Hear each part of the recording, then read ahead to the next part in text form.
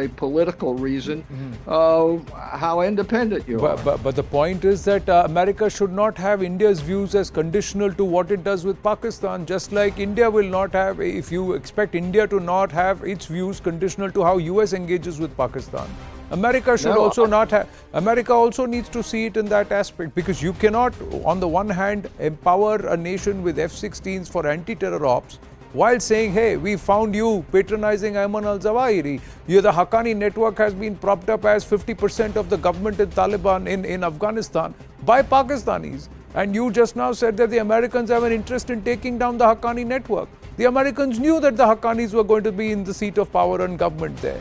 So, Professor Brahmachalani is with us. Professor Brahmachalani, what do you think is Mr. Jaishankar doing? Is he putting forth India's point of view and India's worldview very, very firmly there? Or is this plain speak going to hurt us diplomatically? As Mr. Raymond Vickery says, this is not how nations should be speaking if they want to work together. Well, I think first it's important to remember that Jaishankar was addressing Indian Americans. So he's basically trying to manage the media back home. This is not really tough talk. It's not plain speak to the Americans. It is like, doing public relations in a way. The fact is that the relationship between India and the US is strong. India holds more annual military exercises with America than with any other country. US arms sales to India, are booming. In fact, they went from near zero to 20 billion in about 12 years, actually, from 2008 to 2020. The issue is this, that the American policy decisions and actions are compounding India's regional challenges. How can a friend of India do things that are inimical to India's strategic interests? Yet look at the developments since last year, when Biden surrendered Afghanistan to terrorist militia. And then see the latest developments of this month. The way the Biden administration is embracing Pakistan, the way it's seeking to co-opt, to engage with the Taliban. There are a series of concessions that are being made by Washington to the Pakistan Taliban combined, and these concessions are going to haunt India's security. And look at the paradox. One day, with American help, Pakistan secures a $1.1 billion bailout from the IMF to help avert a debt default. And then just 6 or 7 days later, Washington cuts a deal with Islamabad, a $450 million deal with a bankrupt nation to modernize its F-16 fleet. And to make matters worse, Washington claims that the modernization of the F-16s is for counterterrorism. And that's a joke, right? And then with the Taliban, the Americans say we do not negotiate with the terrorists. And yet, periodically, the U.S. is cutting deals with designated terror groups. In the latest case, the U.S. released a convicted Taliban drug lord, a narcotics kingpin who was serving a life sentence in the U.S. They exchanged him for an obscure American who had been kidnapped by the Haqqani network, a U.S. designated terror group. So here is a case of the Americans negotiating with a terrorist group that they themselves designate as a terrorist entity. Yes, so, and then easing the sanctions on the Taliban regime gradually. There has been a gradual easing of American sanctions on the Taliban. So concessions to the Pakistan Taliban combined are inimical to India's long-term interests. Raymond Vickery, would you want to respond? I fully agree that remarks were made for domestic Indian consumption, but you have to know that when you're speaking publicly in the United States, it's not going to just impact the domestic politics. Now, each of these points may be valid, but the point is not to go back to the same old of the United States raises Russia, and so the India raises Pakistan. And so we don't really talk about the global problems in terms of China, in terms of providing a rule of law and democracy in the world. What we do is we go back to the old Cold War mentality of Pakistan was with the U.S. and India was really with Russia. So that doesn't work. In Afghanistan, it is absolutely true that the whole 20-year history was a debacle.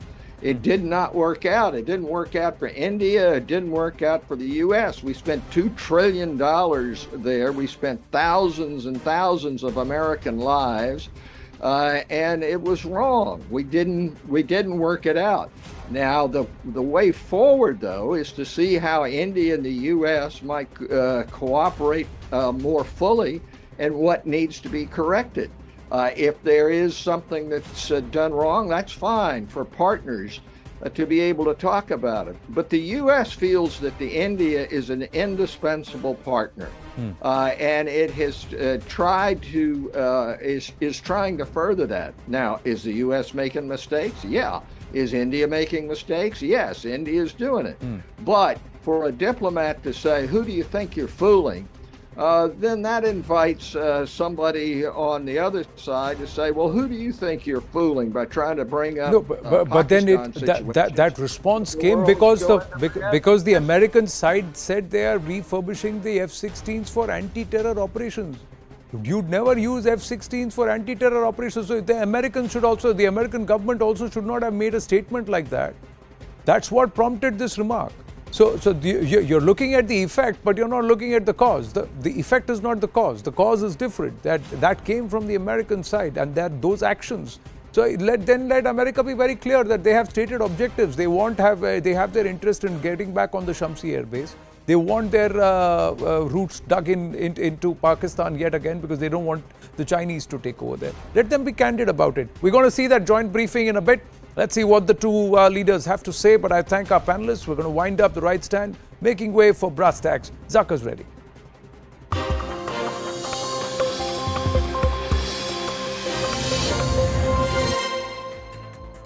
Good evening, this is Brass Tacks. I'm Zakar Jacob. After the open turf war in the Congress party in Rajasthan, the Congress High Command appointed observers came back to Delhi and submitted their report to interim President Sonia Gandhi. Now the report, we're given to understand, does not directly blame Gehlot, but it has sent show cause notices to his key ministers and aides Shanti Dhariwal, Dharmendra Rathod and Mahesh Joshi. Remember, these are close associates of the Chief Minister. These were the people who were at the forefront of the rebellion that we saw on Sunday and Monday. But the bigger and more pertinent question is, could such an open rebellion have happened without Mr. Gehlot's knowledge, if not his consent?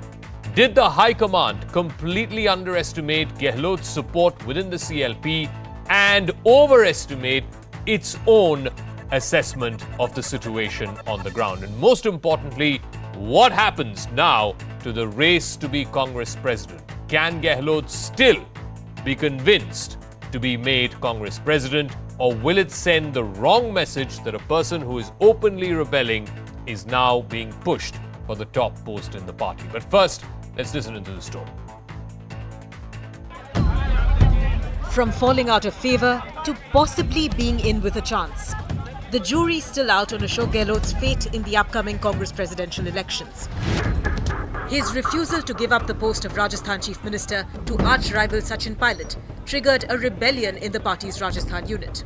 100% वही था, षड्यंत्र था total, और उस षड्यंत्र में general secretary in charge शामिल थे. Despite a majority of MLAs in the Gehlot camp refusing to meet central observers and holding a parallel meeting, the party is only taking disciplinary action against a few of them, and Gehlot is getting a clean chit. Gehlot himself spoke to Sonia Gandhi and conveyed that he meant no disrespect towards the top leadership. only with the High Command they have to take it. सब ठीक हो जाएगा, सब ठीक हो जाएगा, चिंता करने की कोई जरूरत नहीं. Sachin Pilot, whose supporters are outnumbered by Gehlots, reached Delhi this evening and dodged questions from the media. The divide in Rajasthan comes at a time when Rahul Gandhi is leading Congress's Bharat Jodo Yatra, walking 3,570 kilometers from Kanyakumari to Kashmir. खुद Congress party अपनी चतुराई के चक्रव्यूह में बुरी तरह से फंस गई, जो कि खुद अपने पार्टी और अपने परिवार को नहीं संभाल पा रहे हैं. वो देश मांग रहे हैं कि हमें देश जो है वो हमारे हवाले कर दो. This is hardly the first time that Gehlot has flexed his political clout.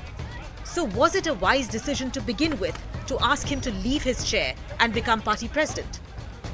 Did the Gandhis miscalculate his clout? And we're getting breaking news just hours after central observers submitted their report to Sonia Gandhi. Show cause notices have now been issued to 3 Gehlot MLAs, Shanti Dhariwal, Mahesh Joshi and Dharmendra Rathore, for holding parallel meetings. So far, we don't know of any direct action against Mr. Gehlot. But let me go across to Pallavi Ghosh, who's breaking that story for us. What may this mean by issuing show cause notices to 3 of his key allies, key ministers and MLAs, Mr. Dhariwal, Mr. Joshi and Mr. Rathore? A, what signal is the High Command trying to send? And B, more importantly, is there anything in the report that implicates Mr. Gehlot for what happened on Sunday? So if you look at the copy of those 3 show cause notices, it gives 10 days time, Zaka, to all these 3 MLAs who are considered close to Ashok Gehlot, and essentially asking them, 1, why were they absent from the CLP meeting? 2nd, why did they engineer a kind of a resignation, and saying that this is a violation of the party discipline, and within 10 days they'll have to respond to it, failing which action could be taken against them. In the 9-page report which has been submitted, Zaka, is essentially a sequence of events and what happened in Jaipur. It doesn't give a clean chit to Ashok Gehlot, but it does mention Ashok Gehlot in the sequence of events. The point over here that remains is that why a direct action cannot be taken against him is because Gehlot has maintained this line that he was completely unaware of what the MLAs were doing and he was not even present there, and therefore he cannot be blamed. He pretty much said the same thing when he spoke to Mrs. Gandhi earlier this evening. So as of now, no action being mulled against Ashok Gehlot, but at least against the 3 of the MLAs who we have shown in that mention in that show cause notice, the 3 of them can make action, can face action. What does it mean? Well, Zaka, it essentially means no tolerance zone as far as the top leadership is concerned. But very quickly, you've been covering Congress for a number of years. Could such a rebellion, such an open rebellion, have happened without Mr. Gehlot's knowledge? Forget about consent, but at least certainly his knowledge, number 1. And number 2, by giving 10 days to these people, these 3 gentlemen, to respond, by which time I presume the nomination process for the Congress president will be over. What may that mean for that process itself and Mr. Gehlot's chances of standing in that election? So the first thing is, yes, I agree with you. It couldn't have happened without the knowledge of Ashok Gehlot, considering the way he has a grip over the party organization. If you remember when Sachin Pilot had so-called rebelled the last time round, he had managed to keep his flock together. Also, you know, the sequence of events which the report mentions does mention the fact that the CLP meeting was actually called at the behest of Ashok Gehlot. When the MLAs went to Ashok Gehlot's residence, they were told that the meeting is taking place at Shanti Dhariwal's residence, and so on and so forth. So therefore, by insinuation, Ashok Gehlot's name is very much there. Second, as far as the nomination is concerned, there's still a possibility that Ashok Gehlot files the nomination paper on 29th or 30th. What top Congress sources tell me is that nothing is going to stop him, but winning is the criteria. If the messaging is going across through Chinese whispers that, you know, Ashok Gehlot no longer is in favor, then will the 9,000 delegates actually end up voting for Ashok Gehlot? It may not be a cakewalk for him. And third, of course, you're correct. The nomination process will be over. The elections are going to take place on 17. I don't think the top leadership over here wants to meddle too much. But at the same time, they want to send out a message that enough is enough. All right, enough is enough. Let's see if that message is going through, because at least the action that has been so far reported on is the notices to these 3 individuals. No direct action against Ashok Gehlot just yet, but we'll see how that plays out. For the moment, thanks very much, Pallavi. Let me now bring in our guests who are joining us on this talking point. Shehzad Poonawala, BJP National Spokesperson here in our studios. Rashid Kidwai, author and senior journalist who's been tracking the Congress for a number of decades now. Kapil Madan is a political analyst. Kailash Adhikari, Managing Director of Governance now, and Sanjeev Srivastava, senior journalist. Rashid, let me start with you. I mean, you've covered many such, internal coups, external coups within the Congress party. Tell me, have you seen something of this sort where a chief minister, and arguably a chief minister who's reasonably powerful, certainly has his ear to the ground, completely feigns ignorance when there is a major rebellion going on within his CLP? Close to 90 MLAs who are either direct Congress MLAs or those who are supporting his government have rebelled and said that they will not back anybody other than Ashok Gehlot or Ashok Gehlot's nominee. And he says he has no damn clue about it. Is it possible? I think, Zaka, from Congress point of view, it is seen as a kind of climb down on the part of Mr. Ashok Gehlot. He is not defiant. He is not being Amrinder Singh or Jyotiraditya Scindia or anything like that. So the Congress High Command wants to tighten the screws. The kind of, the show cause notices that have been issued other than Gehlot is a signal to him to tame, to surrender, to let Congress High Command have a say in who would be his successor, and then perhaps there is a kind of window for him to file nomination. Remember, the Congress would want a kind of somewhat tamed, somewhat humiliated Ashok Gehlot as Congress president. It works for Gandhis because he will not have that kind of moral authority he would have had 5 days ago. Rashid, once again, who has been tamed now? I think, I think the opposite effect seems to be happening. It seems to be that the High Command has been tamed and Ashok Gehlot has emerged stronger because, he's engineered this coup. He's basically saying that, you want to remove me, you show how much support your alternate candidate has within the CLP. Zaka, that's a point of view, but it is he is not defiant. He is not sticking to. He is saying all his MLAs are professing loyalty to Rahul Gandhi, Sonia Gandhi. That's a sweet music to the Gandhis, to the Congress High Command. I know, what happened yesterday was very bad optics for the Congress. When it happened, all those kind of so-called revolt happened. But who's the one? I don't know. Maybe this is just me saying that seems to be like a very charitable view of what happened yesterday. I'm very clear, and Shehzad Poonawalla is here, that Mr. Gehlot can feign ignorance absolutely perfectly fine. But I refuse to believe that somebody who is so organizationally grounded had no clue that up to 90 MLAs in the Congress legislature party are throwing their weight behind him. I'm not saying he engineered it. I'm not saying that, he was the sutradhar behind it. But to say that he had no clue about it, I don't think that's true at all. And secondly, again, I humbly disagree with Rashid. I think this shows the High Command in extremely poor light, if for nothing else, for underestimating Ashok Gehlot's strength within the CLP. Zaka, there are 3 key takeaways from whatever we've been seeing happening in Rajasthan. Firstly, what concerns us as a political party, because the internal ongoing developments within the Congress is really not our business. But what concerns us is the fact that Rajasthan has been pushed once again into political instability, the kind we've seen ever since their government has come to power. And for the first 2 years ago, we've seen how it ran for 50 odd days, just political instability on the horizon, and that led to bad governance, malgovernance in Rajasthan, which we continue to see today. It's number 1 in rapes, number 1 in crimes, number 1 in Tushtikar, number 1 in riots. Now, having said that, 2 other takeaways that are evident. One, that the Congress party so-called internal elections is nothing but a farce of an exercise. I do not just come on your debate shows, I also watch your channel all day long, and I was seeing the developments as to how now Mr. Ashok Gehlot has been essentially put out of the race, and there are 2 or 3 names being discussed by the High Command whom they will pick. So it's essentially finding the most convenient remote control, and this was what the exercise was always about. No, so you're saying now Gehlot can't run, or the High Command will ensure that he doesn't run? Well, I consider CNN News 18 to be a very credible channel, thanks to your kind of reportage and coverage, and therefore going by your reports and going by reportage from people like Pallavi and others who know what they're talking about, it's quite evident that Mr. Ashok Gehlot has run out of favor with Rajmata, and therefore Rajmata Sonia will not have him there. Second takeaway that can be seen is that the fact is that the High Command of the Congress party, which has very little credibility amongst the public, has lost its credibility or whatever ounce of credibility even amongst Darbaris, and therefore you have a situation where somebody who was supposed to be the remote control is actually telling them that I will not be remote controlled by you. Thirdly, on your specific question about Ashok Gehlot, the chief whip the minister who's in charge of parliamentary affairs, the person who's the leader of their house, the party president in Rajasthan, all of them, according to the Congress party's leadership, Ajay Makan, were engaging in this act of indiscipline.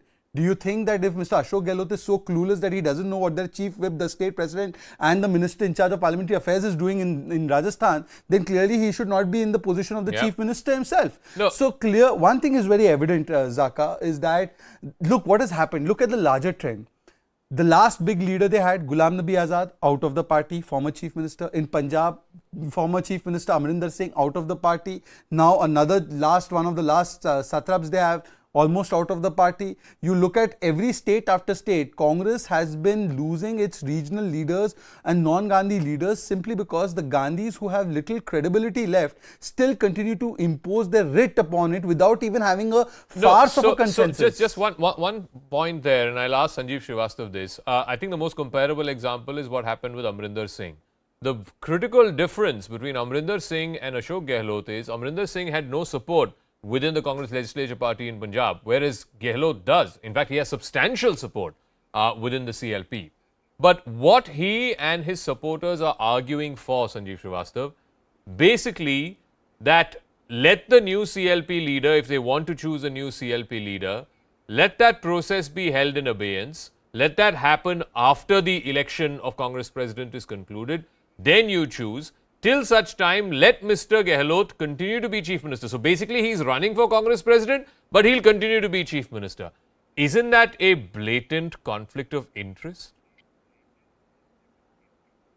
Well, that's what Ajay Makan said, Zaka, that that's a conflict of interest. More than conflict of interest, and that was a bargaining position or that was a demand day for yesterday. So much has changed since then in the last 48 hours or so. So that effectively would have meant that Mr. Gehlot would have become the party president and would have been in a position to choose his successor in Jaipur. Because how can you defy the party president's wish once he becomes? So that was the game plan. I think both sides royally messed it up. Mr. Gehlot overplayed his card. I think what he wanted to convey and put across was a show of strength that he enjoys a majority within the CLP, a very, very comfortable majority. But in the end, he managed to convey that there was a virtual rebellion in the state against the High Command, which I am sure was not his intent. But, you know, scripts can go wrong and they have their own momentum. And of course, the party leadership, like you were saying, the central party leadership, completely clueless. If they were to affect a change, if they had to remove Ashok Gehlot, if they had somebody in mind, maybe Sachin Pilot confirmed, they should have made all the homework and groundwork ready. They should have talked to Ashok Gehlot in detail. They should have made Sachin and Gehlot sit together, taken into confidence senior party leaders, ministers from Rajasthan. It is not a high command of the year. It's no Mrs. Gandhi with Makhanlal Photedar changing chief ministers at the drop of a hat. You are a party with 50 MPs. So in the end, there is egg on everybody's face. And now, since this evening, I don't have any direct knowledge, but what I am understanding and my assessment from reading and Twitter and comments of leaders like Digvijay Singh, Ambika Soni, what a reporter just said, I think there is an attempt being made to somehow save the situation, to somehow keep Ashok Gehlot on board and still change him, still do what you want. And that's why perhaps his name is not there in that list or the report notice, because you can't really have an Ashok Gehlot being thrown out of the party. Then the whole exercise becomes meaningless. So in the next couple of days when he comes to Delhi, meets Mrs. Gandhi, and then there are sufficient leakage of reports about how he has once again swore allegiance and his harmlessness, his commitment and ready to bide with all decisions. Then maybe he'll be blessed again, ki chalo become Congress president. Let our man be the chief minister in Jaipur. There also he may still start to insist again, see the majority of MLAs don't want him. So I think it is still an unfolding situation right now with everybody coming out a loser. Kapil Madan, you know, the thing is that fair enough, the High Command wanted to make these changes and, you know, to the extent that they are saying, okay, if you're going to run for Congress president, you can't continue to be chief minister. There I completely agree. I mean, if the Congress party wants to send out the signal that the top job, is up for an election, then whoever is running for it has to be vying and wanting that top job. You can't say that I will continue to be chief minister and yet I will run for Congress president. So in that I get. But the point, Kapil Madan, is the Congress High Command completely underestimated how much support Ashok Gehlot has within the legislature party and completely overestimated its own capacity to get Mr. Gehlot to fall in line, and B, if they had an alternate candidate like Sanjeev Srivastava was saying, if it was Sachin Pilot, they completely overestimated Sachin Pilot's support within the CLP. Ultimately, it's the CLP that decides who their majority leader is.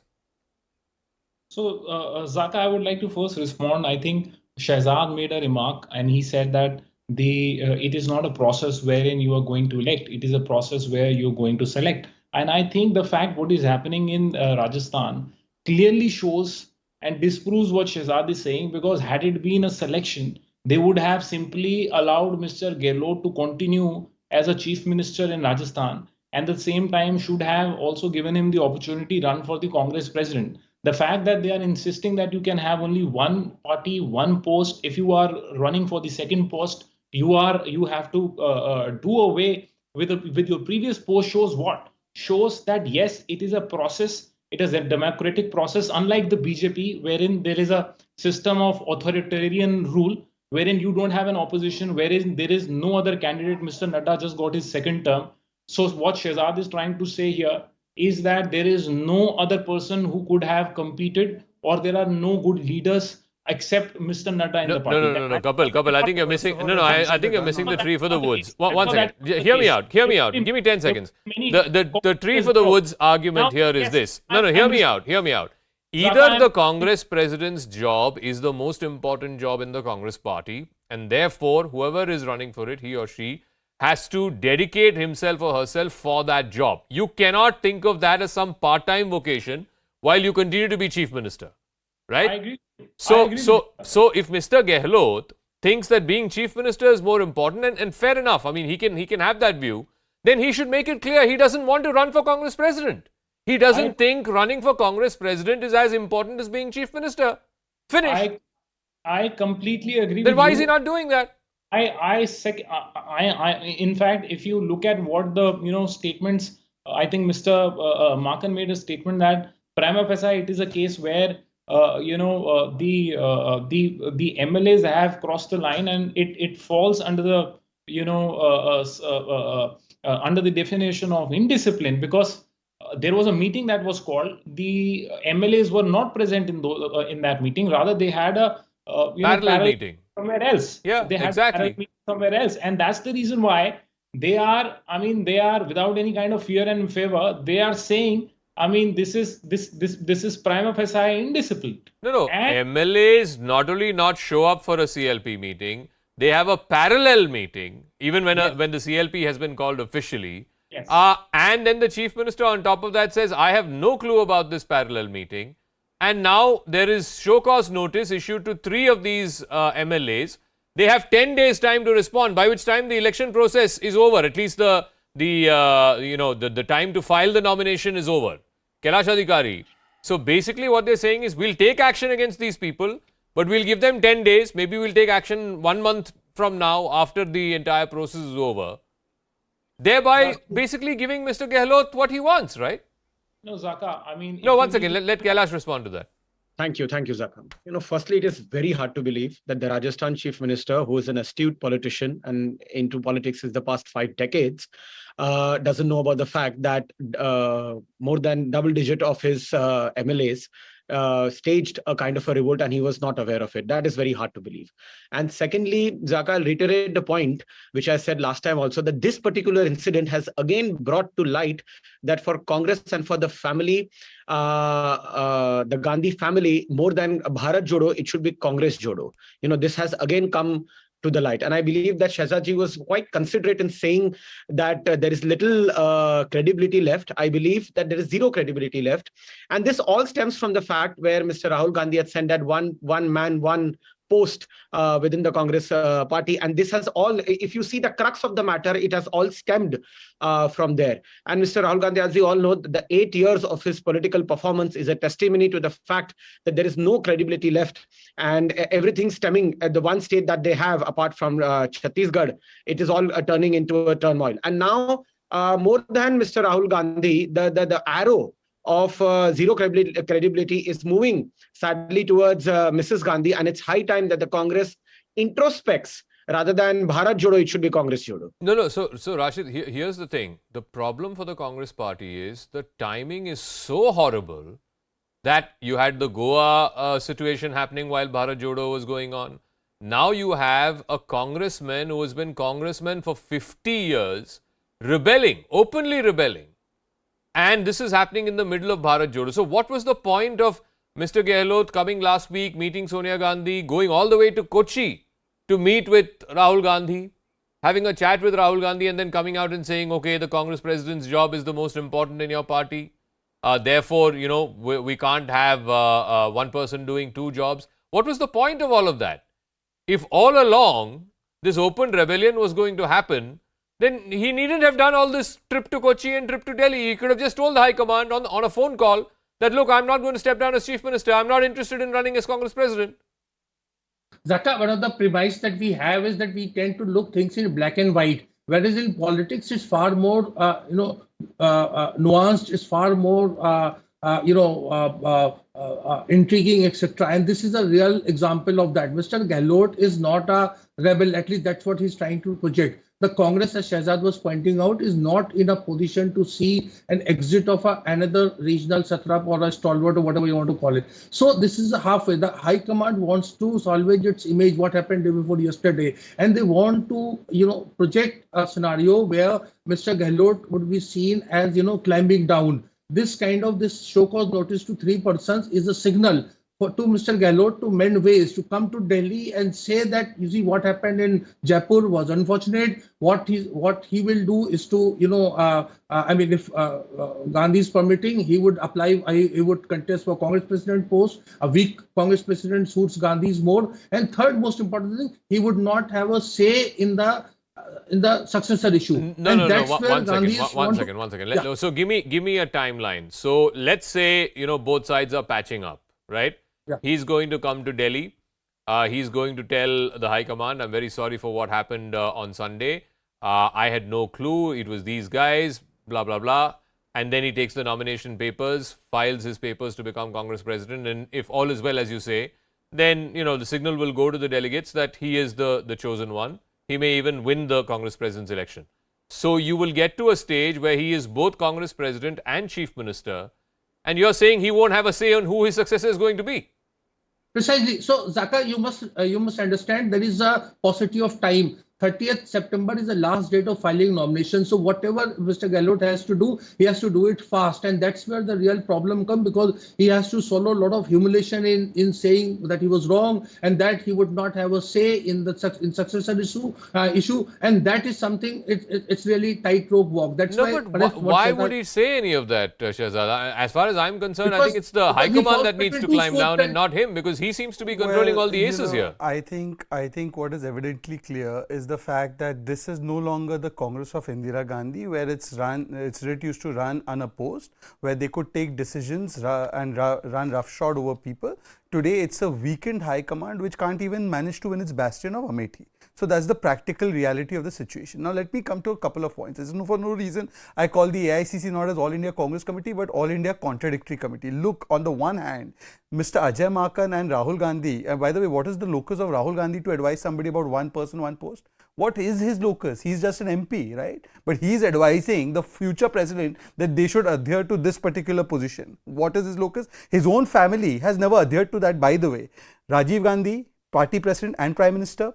Sonia Gandhi, chairperson of NAC and party president, and even Mr. Narasimha Rao, party president and prime minister, Indira Gandhi, party president and prime minister. He is lecturing others about one person, one post. I mean, can there be more hypocrisy than this? Secondly, please tell me, when they talk about internal democracy, what Mr. Madan was talking about, here you have a situation where Mr. Ashok Gehlot has not even filed the nomination. Before that, why are you having a CLP to change him? When he wins, that means you have already pre-decided that he is going to win. That means it's not an election. Thirdly, as far as because every channel is doing this, Naddaji is re-elected. Yeah, I wanted to ask you that question. Let me put it on record. First of all, we in the last 24 years, compared to the Congress, which has had only 2 presidents, Sonia and Rahul, we've had 9 presidents, all of them elected, including Mr. Nadda. When there is an election year, like for 2019 or 2024, sometimes the national executive, which is empowered to decide the schedule of the elections, takes a decision to postpone the internal elections of the Congress, of the BJP for a year, because you can't have internal elections at a time when you're fighting a national election. That decision is taken entirely by the national executive and then the parliamentary board to extend the tenure and to conduct the internal elections, say after 6 months after the elections of the nation are over. That is entirely prerogative of an elected national executive and an elected parliamentary body to do. That has not happened. So I am not going to respond to source-based news, but this is the way our party operates. Please don't even get that is now the extension, right? That is now the extension or this is the news. This is the source-based news about the extension. There has been no clarity fair on enough. this. But what about when he got elected? Let me come to that also. Under Article 19 of the Bharatiya Janata Party's constitution, 75% of our booth level, mandal level, state level organizations were elected. The entire information was sent to the Election Commission. Then a schedule for his election was announced, as was done for all other 9 presidents of our party. And according to that, an election was conducted and Mr. Nadda is an elected president. They have no doubt. But elected unopposed. Well, that doesn't mean that there is no election. We have had many presidents of India elected unopposed, but doesn't mean there was no election. Kapil Madan. So I will, Mr. Poonawala mentioned that there is only an extension given to Mr. Nadda, and you very rightly. Please, I have not said that. No, reportedly. I have explained how the process will work if there is supposed to be one. Officially, he's not got it yet, but reportedly. Okay, go on. I will go by what Shehzad is saying. Shehzad is now saying he's quoted an article, but he's not sure whether that article is followed or not. Okay, go on. Make the substantive point. Yeah. I will not because Shehzad wants to say something, but he does not want to. Baba, why are you firing off his shoulders? You attack him directly. No. So I ask a question. Mr. Amit Shah was also made party president like this. Mr. Rajnath Singh was also made a party president like this. Let me add Mr. more clarity. Nadda was also made a party president like this. No, so, he's saying it's all elections. Can I just address They may be elected unopposed, but it's all elections. Can I just address this with one firm example? Kapil, I've understood your point. Just give me 10 seconds to address this. Mr. Amit Shah was elected as the party president in 2016. In 2019, his term was to get over, but because we were facing a national election, January 2019, an internal election could not be conducted. The national executive therefore decided that the internal elections of the BJP will be held 6 months, within a period of 6 months after the national election. And at that time, the parliamentary board and the national committee executive, both elected bodies of the BJP, took that decision to extend it as they are empowered by the constitution. If that system has to be followed for Mr. Nadda, it will be done. It will be announced by the national executive and the parliamentary board, not by a spokesperson of the party. So hang on and don't rely on some source-based news that is conveniently planted for you to make hay while the sun shines. So please, this is the process our party follows, and it's an election process by which all our presidents have been elected. Okay. Yeah, Kapil. Yeah, now respond. So I will just make a very short rebuttal to what Shehzad is saying. So Shehzad is saying that when a person gets elected unopposed, I would presume that in the entire party, I mean the party that has more than 300 plus MPs, there is no second person who find himself capable to contest for the party's president. This the same thing can be said of the Congress also, no? For the last 24 years, all the elections have been unopposed. So the point I'm trying to make here is that the underpinning of what is happening while they elect a party president is selection and not election. Because anyway, this is a debate that can go on and on. I want to come back to Ashok Gehlot because I think that is the substantive part of the debate, and I'll go back to Sanjeev Srivastava. How do you see this playing out? I think the fact that the show cause notices have gone to his people, not directly to him, is the High Command giving him, as Rashid says, a window of opportunity, perhaps to come to Delhi, perhaps atone for his sins, and then say, "Theek hai, maaf kar diya, ab jaake nomination bharo"? Well, I said that as well, that a patch-up is being worked out. That's what the latest buzz is. And some kind of a face saver will be given to Mr. Gehlot, but at least for the near future, Mr. Gehlot's prime is behind him so far as the Congress party is concerned. And this whole debate about one person, two posts is quite meaningless because frankly, one has to remember that this is all a part of a package deal. Mr. Gehlot was being considered to be a party president because they wanted the Jaipur Chief Minister's, Rajasthan Chief Minister's post to be empty, and they were giving Mr. Gehlot a very dignified, respectful and graceful way out to go out of the office because the leadership was more or less convinced. See, in 1998 when Mr. Gehlot was first made the Chief Minister, the party got 150 seats. Parasram Maderna, Jat leader, was the president, state Congress president. Since then, in both 2003 and then again in 2013, the party got 20 odd seats, and in 2003, I think around 50 odd seats. So there was this feeling that Mr. Gehlot, with all his good work, is not able to repeat the government, and so we need to have somebody else, and Sachin Pilot's claim was waiting. So I really don't know who would have been the successor of Mr. Gehlot. But this one man, two post was impossible because he was being kicked upstairs because that post was to be vacant. And between Zaka, with all regards and respect, in this particular situation, there is no comparison between the Congress Chief Minister's post in a state and Congress President, especially when you are a non-Gandhi. So you always, as Congress President, have to kowtow to Gandhis. And the Chief Minister is the most powerful person in the country. I think it's a more powerful post than the Prime Minister or a district magistrate. DM, CM, PM mein. CM in some ways is the most powerful post. That's your view, Zaka, but I mean, Sanjeev is a good friend of mine. This is the first instance where a person who is on the verge of losing this battle, as it were, is giving a face saver to somebody who's clearly proven that he's more mightier in Rajasthan and calling the shots. Which this is a very strange situation. I was saying, I think Mr. Gehlot still has all the aces up his sleeve. There's no compelling reason for why he should quit as Chief Minister. But we will see. We will see if he takes up this face saver that the High Command will presumably offer him. But I'll leave it at that. Thank you very much to all our guests. We'll see how the story plays out for the Congress party. But like I said, right now, the High Command has not covered itself in glory because they seem to have completely underestimated the support that Mr. Gehlot had within the CLP and seem to have completely overplayed their hand as well. I'm going to take a quick break, but as we take that break, don't forget to vote for your favorite social change warrior, the one you feel deserves to be the Indian of the Year social change. Just go to IndianoftheYear.com and mark your vote. I'll catch you right on the other side of this quick break.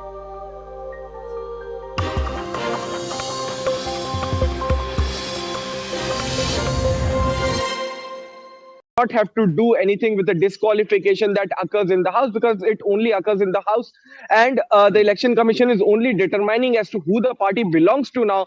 And remember that since the numbers are in the favor of Eknath Shinde, it is a strong case for him. Though the Election Commission of India is a quasi-judicial body in itself and it will be holding its hearing itself.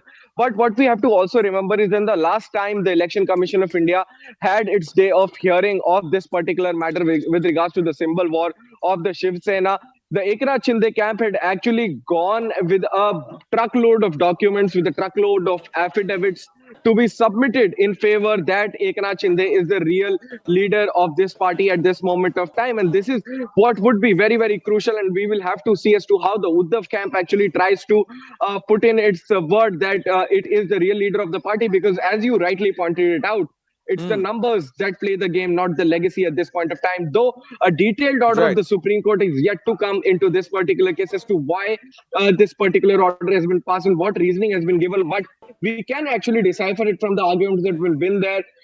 In fact, the governor of Maharashtra also was in the favor. He was being represented by Solicitor General of India, Tushar Mehta, who clearly pointed it out that Election Commission of India is actually an independent body. It's a constitutional body and does not come in the way of the House and is a very, very different proceeding that takes place before the Election Commission of India, and hence it can proceed independently and does not have to do anything with what happens inside the House. Did the court say that? Did the court opine or say whether or not once the ACI makes its ruling, can the Uddhav camp or anybody come back to the court Was there any comment on that front, Ananya? We are also trying to get back Vinaya Deshpande with us and also try for somebody from the Eknath Shinde camp to get their reaction. But did the court say that once the ECI finishes its ruling and decides, then whichever party that feels aggrieved can come back to us? Was there any comment made to that effect? Well, Anand, the thing is that at this moment of time, because the court was already wrapping up, the court just said that the EC procedure has been done away with. Nothing else was said. But this is a general sense of law that if a person is aggrieved by certain kind of order, whether it's the Election Commission of India's order or some other order, it can definitely approach the Supreme Court. And any of the camps, whether it's the Eknath Shinde or the Uddhav Thackeray camp, if they are aggrieved by the Election Commission of India's order, they can definitely use their legal remedies to come before the Supreme Court and in fact seek a detailed hearing. And it's on the Supreme Court later on whether it would actually go into it or would want to because that's exactly what happened with the LJP. I'm just looking at the LJP playbook and how it played out. Somebody tried to go to court, then the ECI ruled, and then they went back to court and said, no, the ECI ruling stands. Did something similar happen? Because that is very ominous for the Uddhav faction. Vinaya, if it is the Election Commission, then they have a precedence in the recent past with the Lok Janshakti Party. And there again, it was not the Paswan Sayan who got the control of the party. It was the uncle Pashupati Palas who got the control of the party because he had the numbers and also the party symbol. Well, yes, Anand, that is being discussed as one of the precedents in this case. But at this point, let me tell you, both the sides aren't really willing to talk speculative. It clearly is Eknath Shinde's case that he has the numbers when it comes to the MLAs and MPs. But with respect to the party structure, especially the organizational structure, that is something that we will have to see on paper whether Eknath Shinde will be able to muster that kind of strength. Because in Maharashtra itself, where the Shiv Sena is a regional party, imagine in a place like Mumbai, which is going to fall in the next few months, there are 37,000 Gata Pramukhs only. So if we are talking of office bearers and party officials and the entire party structure, the game is not so easy. It is going to be tough for both the sides, and it's also going to be a long winding road ahead. It's not that the Election Commission will start hearing the matter and there will likely be a decision anytime sooner, is a kind of realization that both the sides seem to have. So there is also a sense of anxiety about the symbol in the meantime, because till the time the Election Commission decides on the plea of Eknath Shinde, on the claim for the real Shiv Sena, what if the party symbol gets frozen? What if the party symbol till that time is given to somebody else?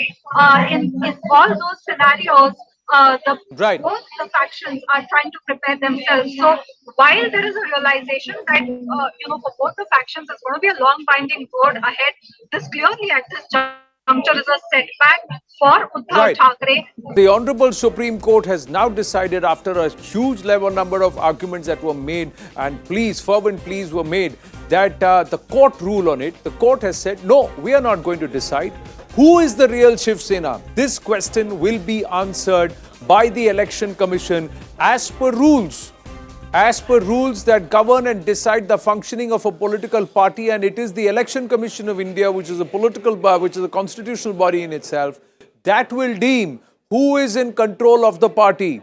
It's not about legacy, it's not about name, it's not about who is the current president, etc. It is about what the rules say as to who controls the party or who is deemed to be in control of the party. That is the big judgment coming in, or ruling coming in from the Honorable Supreme Court. Let's get the details from Ananya before we bring in Vinaya Deshpande, because this is going to get a lot of things rolling and set a few things in motion in Maharashtra too politically. Hey Vinaya, what does this mean for politics in Maharashtra? Because Eknath Shinde and Devendra Fadnavis together have been saying it is Eknath Shinde who's the real Shiv Sena, Bala Saheb Shiv Sena, this is who Eknath Shinde is, and this is who, they are the ones who have the right to the bow and arrow symbol.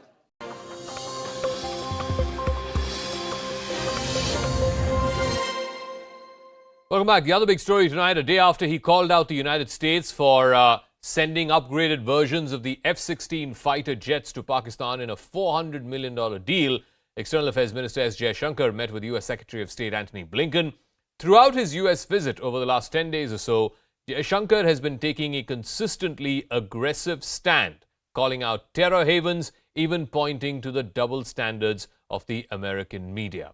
The question is, if America is India's best friend, perhaps best bet to take on an aggressive China, then is this a wedge in the relationship? Or can there be differences between friends in a way that it can be pointed out, as Jaishankar did?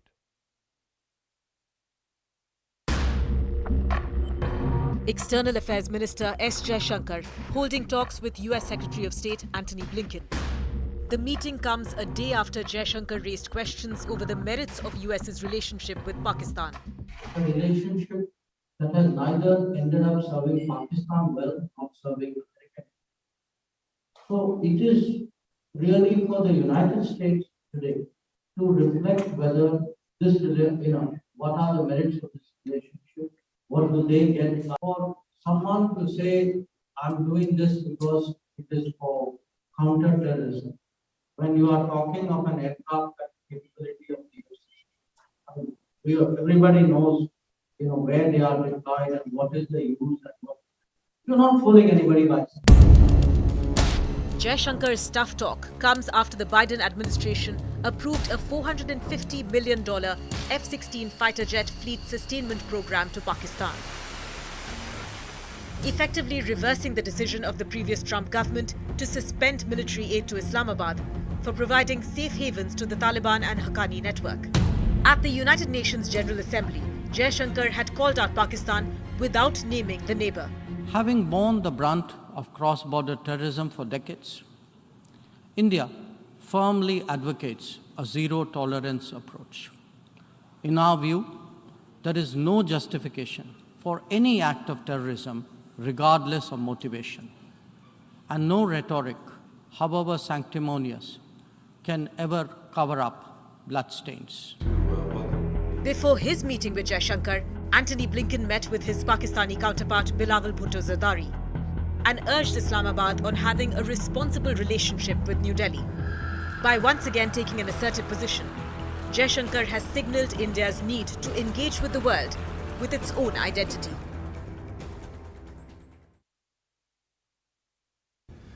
This is a sustainment program for F-16s that Pakistan has long had. These are not new planes, new systems, new weapons. It's sustaining what they have. We have a responsibility and an obligation to whomever we provide military equipment to make sure that it's maintained and sustained. That's our obligation. Pakistan's program bolsters its capability to deal with terrorist threats emanating from Pakistan or from the region. It's in no one's interest that those threats be able to go forward with impunity. And so this capability that Pakistan has had can benefit all of us in dealing with terrorism. On the question of visas, I'm extremely sensitive to this. If it's any consolation, I can tell you that this is a challenge that we're facing around the world, and it's a product largely of the COVID pandemic. Our ability to issue visas dropped dramatically during COVID, and without boring you with all of the details, this is the one self-financing part of the State Department. That is, around the world, the fees that we get for issuing visas go to our budget, and they go to our capacity to put in place the people needed to process the visas. When COVID hit, the demand for visas fell through the floor. Visa fees went away. The system as a whole suffered. And then, of course, in actually issuing visas, even with much more limited resources, we had constraints from COVID about the number of people we could have in our embassies at any one time, et cetera. We are now building back very determinedly from that. Surging resources. We have a plan when it comes to India to address the backlog of visas that's built up. I think you'll see that play out in the coming months, but it's something that we're very focused on. These connections, these people-to-people ties, whether it's students, whether it's business people, whether it's tourists, whether it's family, this is what really links us together, and the last thing we want to do is make that any more difficult. On the contrary, we want to facilitate it. So bear with us. This will play out over the next few months, but we're very focused on it. Finally, India's role when it comes to Ukraine, a potential peace process. I really want to emphasize what Prime Minister Modi said, because I think he captured, as well as anyone I've heard, fundamentally what this moment is about. As he said, this is not an era, this is not a time for war. We could not agree more. We saw the aggression, the threat of the aggression mounting from Russia against Ukraine last year. We warned the world about it, and we tried everything possible to avert it through diplomacy. Unfortunately, tragically, President Putin pursued his aggression nonetheless. And now the Ukrainian people, but also the world, are reaping the consequences. We see this not only in the suffering of the Ukrainian people, the decimation of their country by Russian forces, but we see it also in the profound threat to the United Nations Charter that binds us together, the basic principles. All right, that was Antony Blinken, the U.S. Secretary of State, defending the sale and the upgrade of F-16s to Pakistan. G. Parthasarathy, former diplomat, joining us. Dr. Kamal Chima, strategic and political analyst, and Michael Kugelman is South Asia expert at the Wilson Center. G. Parthasarathy, how can Pakistan justify, and that too for counter-terror operations, selling a war-fighting machine like the F-16, and that too for $400+ million? It's not a small change. Look, let us be very, very clear. Mr. Biden, or President Biden, has had a long-term affection for the Pakistan military. I was shocked when, as Vice President visiting Pakistan, instead of the Pakistan Army Chief, he went and called on the Pakistan Army Chief traveling from Islamabad to Rawalpindi. That is the natural instinct towards Pakistan of President Joe Biden. I hate to say this, but I have to be frank and candid here. I don't think that extends into the entire administration. I think it extends certainly perhaps into his vice president and some Indian legislators like Kamala Jayapal. Now, the fact is, whether they like it or not, we have our concerns about the F-16. We had an F-16 shoot down Indian Air Force, albeit obsolescent MiG-21, MiG-21 MF, if I understand correctly. Now, the fact is, there is a deep psychological business going into this. Mm-hmm. I'm afraid we have a president not as friendly as even President Trump, who turned down such a Pakistan request. There is no, as far as the president's mind is concerned, and perhaps his vice president, there is no bother about what India thinks or doesn't. India does. I don't extend that into the White House, and I don't extend that into the State Department. Okay, let me ask. There are people we should talk to. We should, after all, it is a superpower. It's a friendly country, but I cannot, in all honesty, endorse the policies of President Biden with the Pakistan Army. Let me ask Michael Kugelman. This deal got announced just a few days after Pakistan reportedly got a $1.1 billion bailout from the IMF. Surely, if a country needs to go to the IMF with quote-unquote a begging bowl, then where are they getting the money to cough up $415 million for upgrading F-16s? I mean, wouldn't that be a basic question that anyone would ask? It's absolutely a fair point, and I think especially because of these catastrophic floods that Pakistan is dealing with now. That's, the preliminary estimates are $30 billion in damage. That's the preliminary estimate. So absolutely, I think that the timing is troubling for sure. But that's one of only a number of reasons why I personally am a bit surprised about this proposed military sale to Pakistan. I mean, as you know, U.S. security aid to Pakistan has been suspended for about 4 years since then President Trump made that move. So it is a bit of a surprise. But then again, if you go back to the pre-2018 era, the U.S. and Pakistan have had a very difficult but nonetheless continuous alliance over the years. So we have had these U.S. military sales to Pakistan in the past, and it has been a nuisance for the U.S.-India relationship. Just like the relationship between China and Pakistan is a nuisance for the U.S. as well in the broader U.S.-Pakistan relationship. So it certainly is surprising, but I think that we could be returning to the normal that we had pre-2018. But final point, I don't think we should overstate the significance of this one sale. I think it's quite clear if you look at the trajectory of the U.S.-India relationship, the trajectory of the U.S.-Pakistan relationship, despite some recent momentum in U.S.-Pakistan relations, I think that clearly Washington has thrown its lot in with New Delhi in the sense that it really is committed to strengthening partnership, security partnership with India in ways that it is not comfortable doing with Pakistan. Okay. Mr. Kamar Chima, the prevailing wisdom is two parts. Obviously, any such deal, any such huge military deal will also have domestic consequences and domestic compulsions. So the prevailing wisdom seems to be twofold. One, this is some kind of incentive or reward giving back to Pakistan for perhaps whatever help was meted out in the elimination of Ayman al-Zawahiri. And number two, domestically also this plays well. Particularly, it's in stark relief to the previous dispensation under Imran Khan, who was hell-bent on destroying Pakistan's relationship with the United States. This is perhaps incentive to the new government to put things back on track. That seems to be the most charitable explanation. Well, I will look this situation from three ways. One is that the Pakistan believes that since 2008, India has got almost $20 billion of the military hardware from the United States.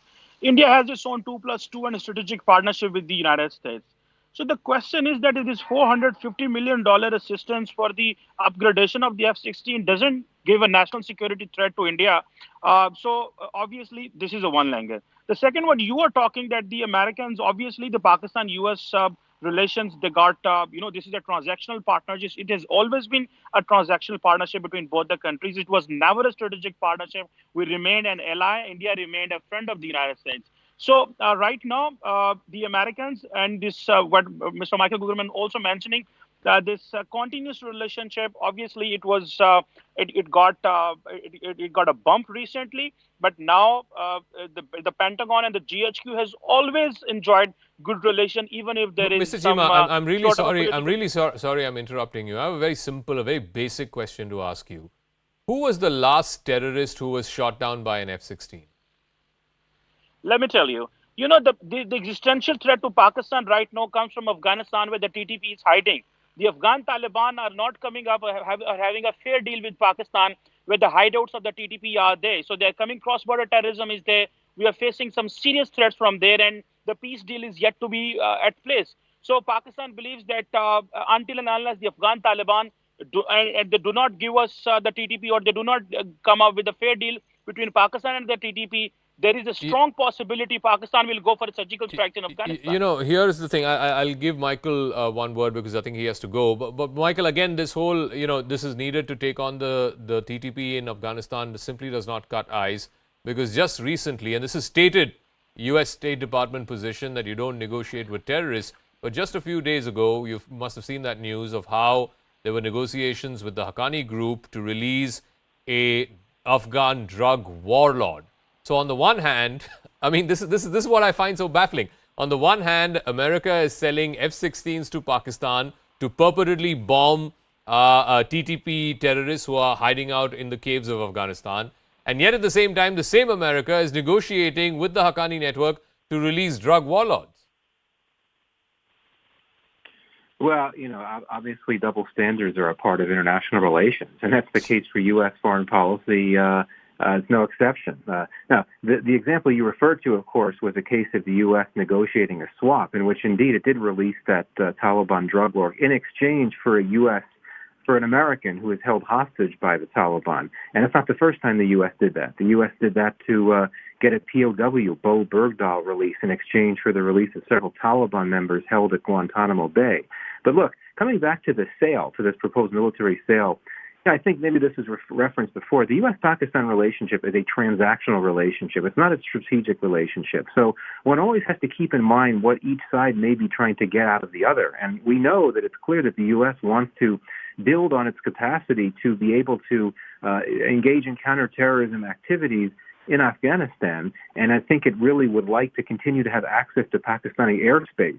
And so perhaps, don't want to speculate too much, but perhaps getting the guarantees of continued airspace, Pakistan's continued airspace for those operations, maybe this deal, this proposed sale to Pakistan is sort of a sweetener, so to speak, a quid pro quo. So I think you always have to be thinking about the quid pro quo factor in these cases because that's how the U.S.-Pakistan relationship Fair enough. Yes, the U.S.-Pakistan relationship is a transactional one. I'll give G. Patsadi the final word.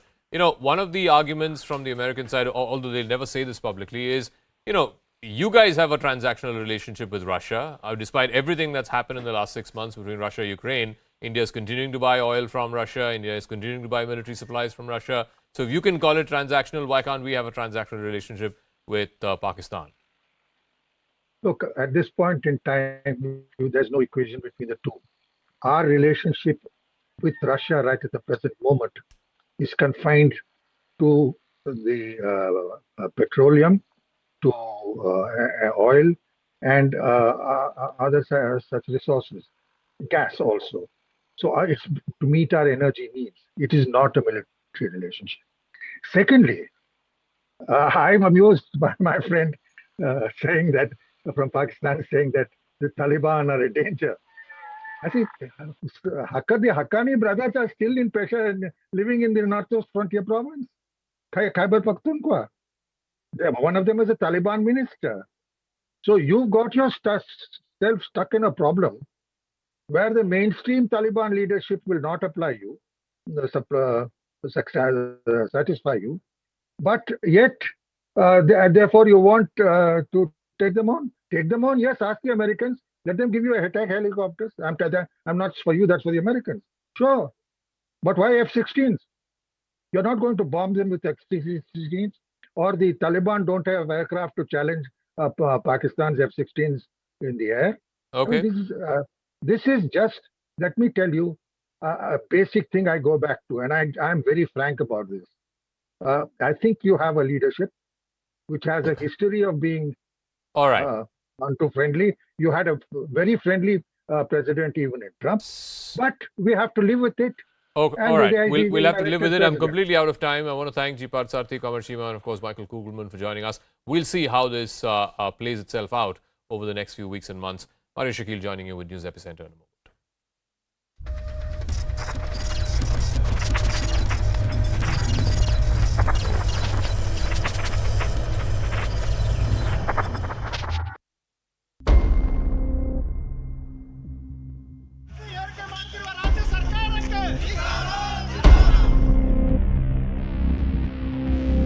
I think it's one thing to believe in an ideology and say, look, we don't want any other language, but a totally different thing to deny individuals their right to learn what they want.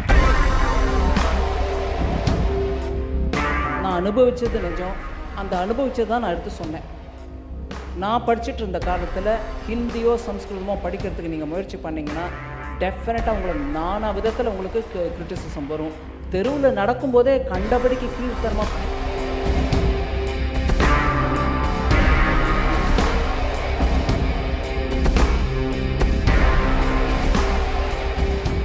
Madam Nirmala Sitharaman has totally misunderstood the situation that is prevailing in the state of Tamil Nadu. There is no hatred against Hindi or Hindi-speaking people. Tamil Nadu is a harmonious state. No Kannada Divas is celebrated, no Tamil Divas is celebrated, no Telugu Divas. But Hindi Divas is absolutely imposed on people who don't even know Hindi. Actually, this kind of divisive politics, Nirmala Sitharaman ji should definitely stop.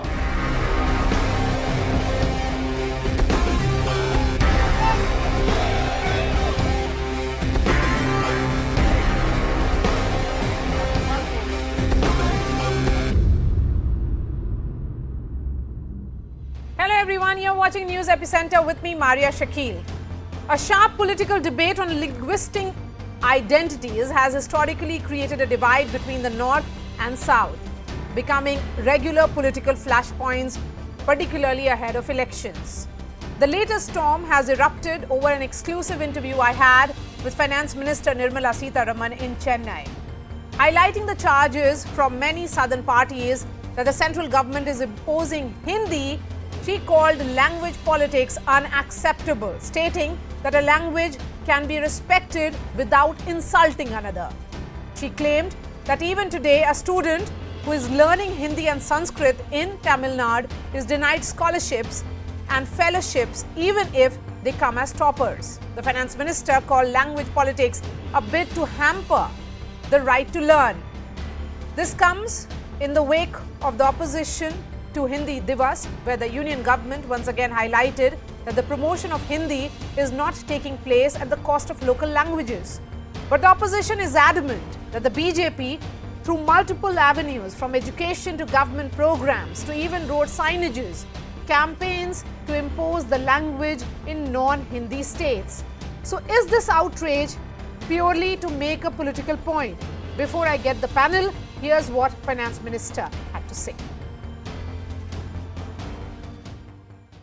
You have recently said that when you were in college here, there were violent protests happening against Hindi in Tamil Nadu, and the students who were opting for, say, Hindi or Sanskrit, they were not eligible for scholarships by the government.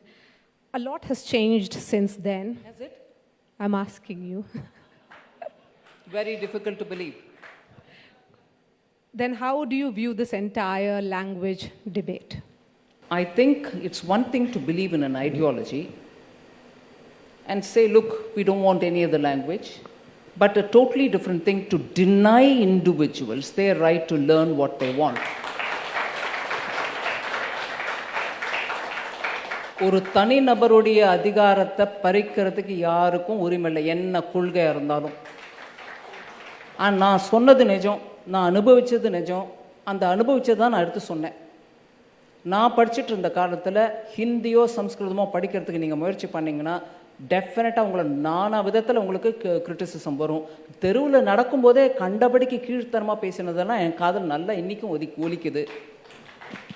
Innikum, and let me say this in English, Maria, because your question asked that.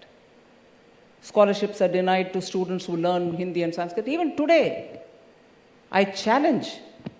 நான் தப்பு சொல்கிறேன்னா நீங்கள் யாரோ ஒருத்தர் எழுந்து உடனே அம்மா வாயை மூடு தப்பு சொல்கிறேன் நீ சொல்லுங்கள்.